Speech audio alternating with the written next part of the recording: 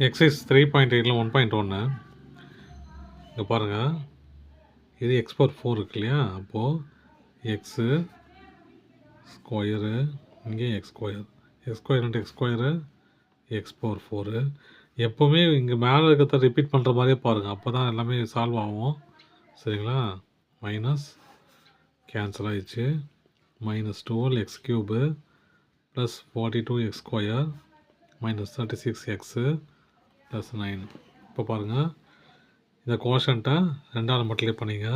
2x square, இங்கே minus இருக்குது, இங்கே மைனஸு, இங்கே மைனஸ் போட்டுங்க.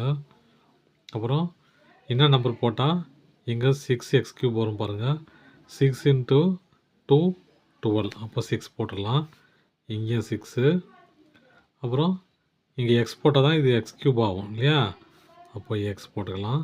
6 into 2 12, minus into plus minus, X into X square X cube, இங்கேயும் எக்ஸ் போட்டுக்கணும். சரியா? இங்கே எக்ஸ் போட்டதுனால இங்கே எக்ஸ் போட்டுக்கிறேன். அப்புறம் minus into minus plus, 6 into 6 36, X into x X square. இது ப்ளஸ் ஆகிடும், இது மைனஸ் ஆகிடும், கேன்சல் ஆச்சுன்னா 0. இது 32ல் போச்சுன்னா 6x square minus 36 x plus 9. சரிங்களா? இப்போ என்ன பண்ணலாம்,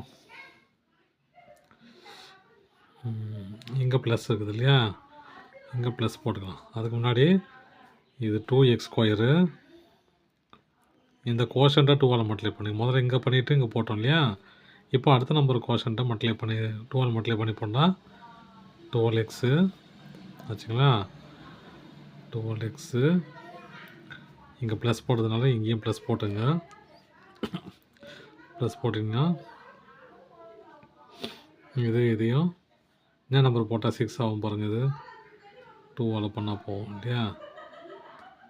2ஆல் பண்ணால் 3ஆல் பண்ணலாம். 3 2s 6.